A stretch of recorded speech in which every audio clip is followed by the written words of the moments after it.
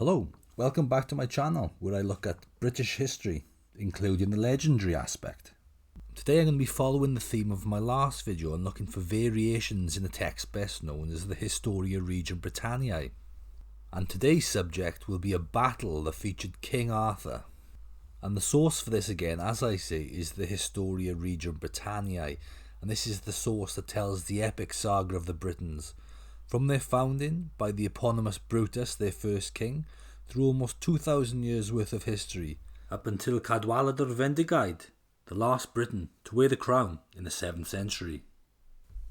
But the Historia Regum Britanniae is best known for its connection with King Arthur. He was at the very centre of the work, and his portrayal here made him extremely popular, and seems to have had a great influence on later authors. Okay, so the battle in question that featured Arthur comes towards the end of Arthur's reign, and the enemy this time was his own nephew, the usurper and adulterer Mordred. Now, this isn't their final confrontation at Camlan. That's a much better known battle, where Mordred was killed and Arthur was mortally wounded and then taken to the Isle of Avalon, never to be heard from again. The battle in question happened a short time before that, in the lead up to Camlan. It happened as Arthur was on his European campaign and heard of Mordred's treachery. He decided to return to Britain to confront him, and Mordred went to challenge Arthur as he was landing his ships. And basically, this video is just going to investigate where these events are supposed to have happened. The Latin text placed them in one place, and the Welsh versions then placed them in either 2 or 3 different places, depending on how you see it. Now, I need to thank the well-known Arthurian author Caleb Howells for bringing this particular event to my attention. He made a very interesting Facebook post about this. This prompted me to have a look at the Welsh variations of this place name. I thought I could elaborate on this and make a decent video out of it, so this is what this is. So why am I checking the Welsh variants? Well, I think that the Welsh variations are particularly interesting. One of the main reasons is because the Historia Regum Britanniae is usually thought of as having Welsh antecedents. The Historia Regum Britanniae is all about the ancestors of the Welsh, the Britons. These were the people that once occupied and ruled all of Britain, but later were restricted to only a small part of it, but the best part, of course. Now, usually when you hear people talk about the Historia Regum Britanniae, they describe it as a pseudo-history that's synonymous with his supposed translator Geoffrey of Monmouth. Geoffrey said that he had translated the Historia from a very old book in the British tongue, but the truthfulness of this claim hasn't definitively been proven one way or the other. But it's doubted by most today, who usually suggest that most of this has come from Geoffrey's own imagination. But that doesn't mean that it's completely unhistorical. Some events are obviously corroborated by other historical sources. My advice to anyone that wants to look at this as a legitimate historical source is to obviously be quite careful. It's obvious that its supposed translator has elaborated on or adapted his source material. But personally, I don't rule something out completely just because the earliest source for it is Geoffrey's Historia Regum Britanniae. Now, in terms of the relationship between the Latin text of the Historia that's associated with Geoffrey and then the text in the Welsh language, which are usually known as Brut de Brenhinedd, the Brut de Brenhinedd are usually suggested as originating from translations from the Latin text. That's despite Geoffrey's claim that he translated this source from a very old book in the British tongue, which could represent Welsh. So the belief is that the Welsh would have originally seen this source in Latin, and presumably it became so popular with them that they decided to translate it into their own language. Now, Geoffrey's text is thought to have come along in about 1136, and the earliest extant Welsh manuscripts that contain this date to the 13th century. But that's not to say that there weren't earlier Welsh versions of this, and of these earliest Welsh versions, 3 of the 4 of them seem to have been copied from an older Welsh source too. That's a hypothetical archetype, sometimes known as Brut-X, that is no longer extant. So we just don't really know when Brut de Brenhinedd first came about. And the more I look at the text, the more mysterious they become. But I'm going to explore this more fully in a separate video because I do think it needs its own video to go through everything. And I'll also be addressing the once popular belief that a Welsh version of Brut y Brenhinedd, known as Brutus Silio, could represent Geoffrey's source material in the British tongue. Okay, so that'll be in the forthcoming video.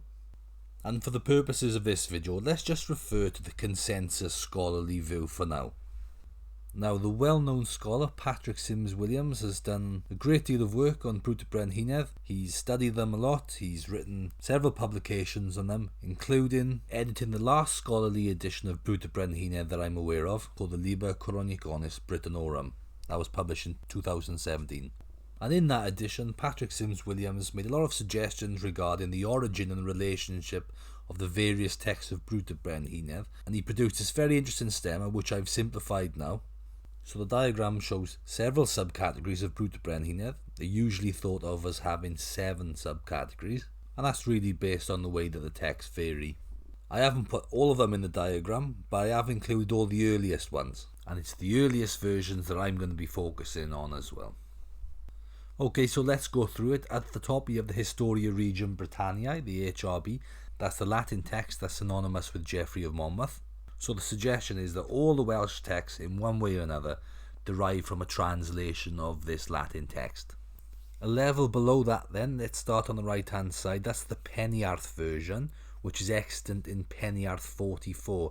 It's very different from the other Welsh versions, which is why the suggestion is that it represents a separate translation from a Latin text. I've had a look at the Peniarth version, and it's quite effective towards the end of that version, and I don't think that the relevant bit has survived in it. And there are no later manuscripts with this version in it either. I could be wrong about this, by the way. All I'm doing is looking at the manuscripts as a complete amateur and giving my opinion. Then we have the Brut X, which is the hypothetical archetype suggested by Patrick Sims Williams to explain the sort of different variations across the 3 other earliest texts of Brut y Brenhinedd. Okay, so Brut X seems to have partly influenced the Llansteffan version, and that version seems to also derive, partly at least, from a translation from a Latin text. I've checked the earliest manuscript of the Llansteffan version, but it sadly doesn't seem to be extant in there either, because of deficiencies in the text. But this time there are later manuscripts that have this version, known as Hafod 2, and the second half of the version in the Red Book of Hergest, so I'll check them instead, because they're probably indicative of how it was earlier. Brut X also seems to be the exemplar for the Liber Coroniconis Britannorum, the LCB, and the Dingisto versions. Now those 2 versions are very similar to each other as well. Now this stemma is a bit of a simplification, and often different versions seem to have been influenced by each other, and also from Latin versions, and in a lot of areas they go their own way as well, which is why their origin is still such a mystery, and the stemma isn't something to be taken too literally. So for the texts to vary is not unusual at all. They differ from each other, and they also differ from the Latin texts, which is really interesting because no one really knows how, where or when these texts first originated. And what I always wonder is whether these Welsh variations reflect more authentic traditions than what's in the Latin. Essentially, were the Welsh scribes trying to correct and improve the Latin texts to better reflect their own native traditions? Okay, so now let's have a look at the texts. I'll start with the Latin. So for background, this extract is key to the plot. Arthur had already defeated all his enemies at home and had gone on a campaign of conquest across Europe. But as he defeated the Roman Emperor and was at the height of his power, he had word of the greatest treachery at home. His nephew Mordred had gone off with his wife Gwenhwyfawr and usurped the British throne. So Arthur left his conquest early to sort Mordred out. He then sailed for home and then landed at a certain location, and that's where this confrontation takes place. But the question is, what is the name of the place where the confrontation is said to have happened? Okay, so before we dive in and look at the Welsh variants, let's check to see what it says in the Latin Vulgate version. I'm looking at the edition that was edited by Reeve and Wright, and I'll just read out their English translation. So it says, aided and abetted by this host, Mordred opposed Arthur's landing at Richborough, and in the ensuing fighting inflicted severe losses on the troops as they came ashore. I won't read the Latin, but the place in the Latin is called Rutapui, and I didn't know where that was. But it turns out that the settlement of Richborough, on the southeast coast of England, is well attested as Rutapui, and there was a significant settlement in the Roman and post-Roman period. So it's pretty clear where it's meant to be. And the variant version, as edited by Birchmore, also has the place as Rutapui. Okay, so I've collated some of the Welsh versions that I talked about earlier into a single slide. I hope that's visible. If not, let me know, and maybe I'll paste the text into the description to make it easy for people. But you can check all this yourself as well. The PV, LLV and DV versions are all available on the Aberystwyth University website in a document called Rhoddiaeth y Trydydd Ganrif ar Ddeg. So if you Google that, that will come up and you can download it. The LCB version then is available on the Rhoddiaeth y Gymraeg website by Cardiff University, as well as many other texts too. So they are all accessible to everyone. So I'm going to look at the Dingistow version and the Liber Chroniconis Britannorum version first, because those are the two oldest versions that are extant in manuscripts that actually contain the relevant bit that mentions this episode. So the Dingistow version says, ac y hynny o nifer y gydagef y doeth yn erbyn Arthur hyd yng Nglanamor y Borth Northampton. And very similarly, the LCB version says, ac y hynny o nifer ganddo y doeth y Lanamor yn lle y doedd Arthur yn mynnu dyfod i'r tir, nid am gynno Northampton.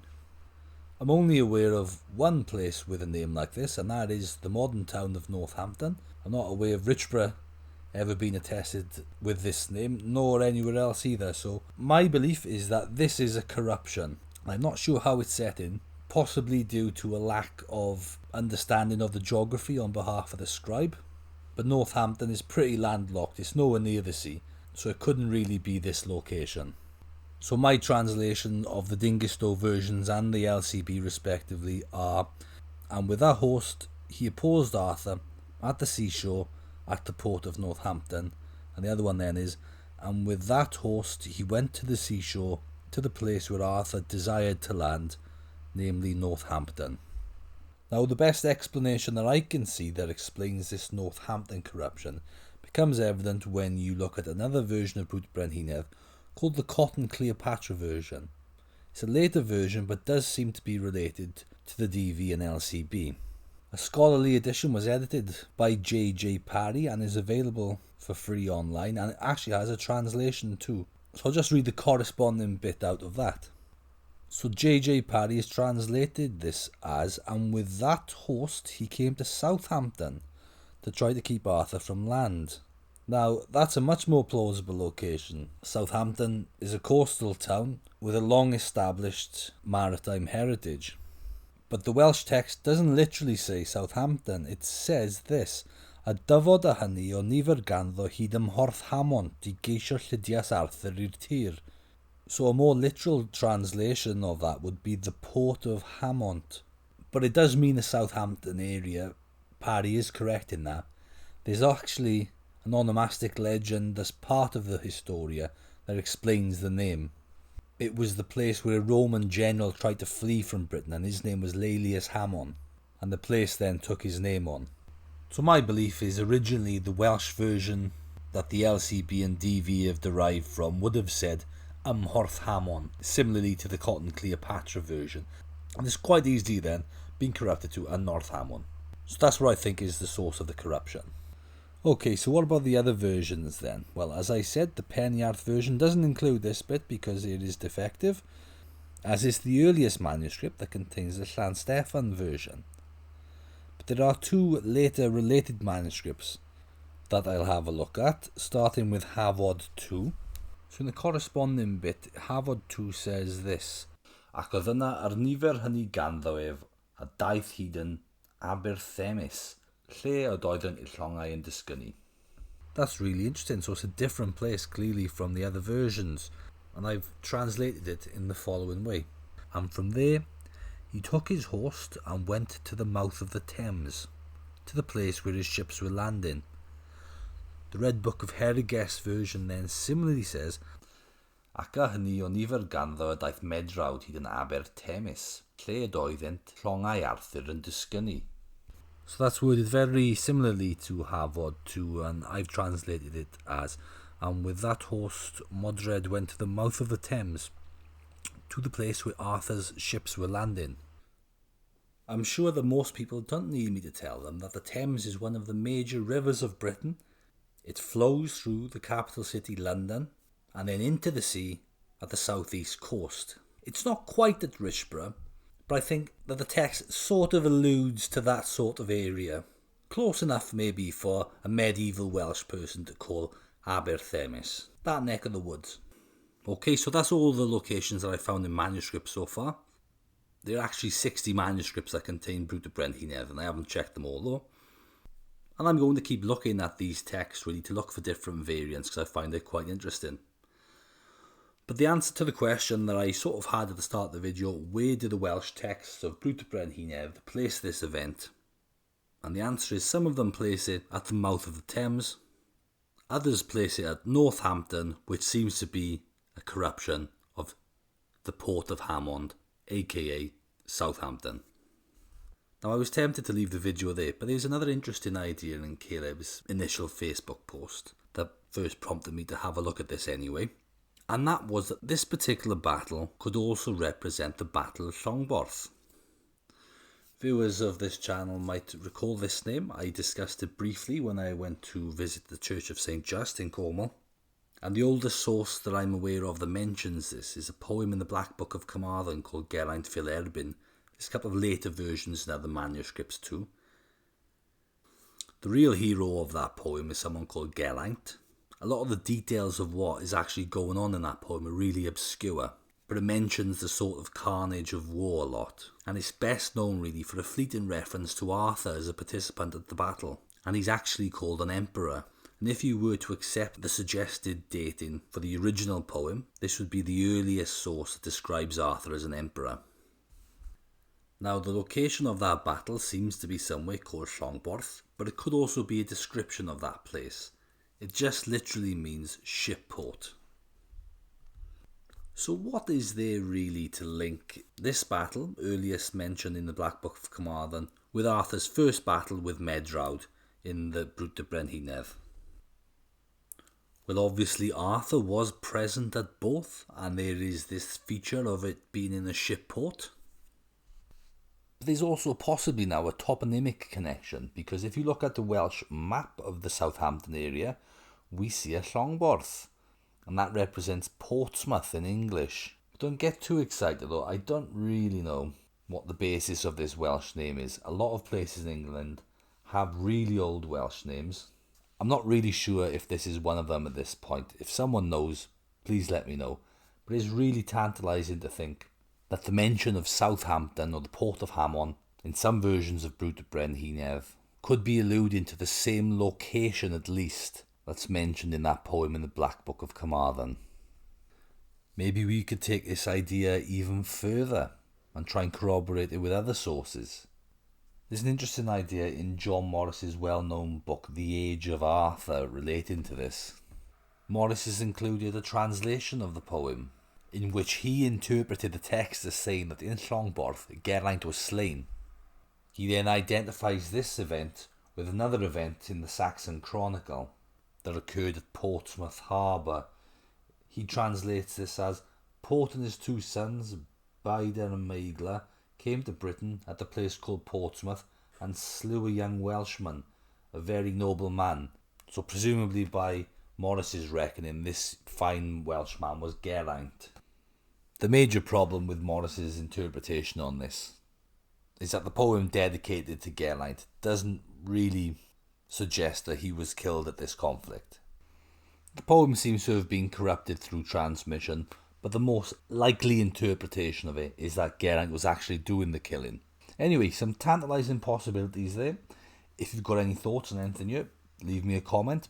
And if you've actually made it to the end of this video, well done, and thanks for watching.